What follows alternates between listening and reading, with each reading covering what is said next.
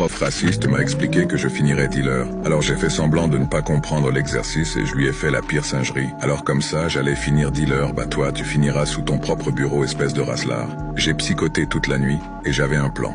Quand je suis arrivé le lendemain dans la salle de classe de Madame Moutin, contrairement à d'habitude, j'avais fait tous mes exercices. Alors quand elle a demandé qui voulait participer, j'ai été le premier à lever la main. À la grande surprise de tout le monde, j'ai fait seul la correction de l'exercice.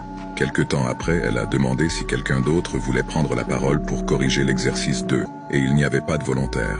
Alors, j'ai relevé la main pour le corriger.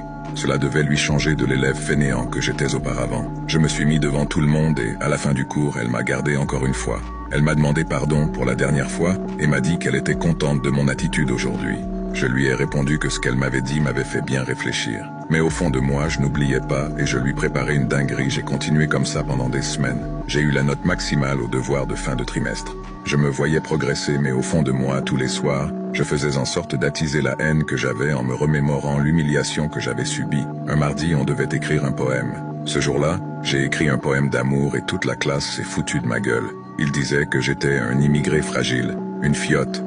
La prof s'est mise en colère et a pris ma défense. Je crois qu'elle commençait à m'apprécier. Elle m'a gardé à la fin du cours pour me demander de me présenter à un concours de littérature, car elle trouvait que j'avais du talent. J'ai accepté. J'ai tout donné dans cette rédaction et Madame Moutin prenait souvent des nouvelles pour savoir si j'avançais bien. J'ai écrit une histoire d'amour qui m'a valu la première place du concours. Madame Moutin était infiniment fière de moi.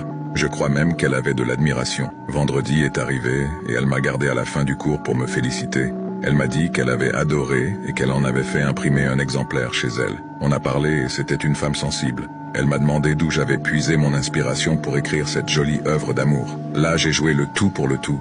Et je lui ai dit que cela venait d'elle, qu'elle était ma source d'inspiration.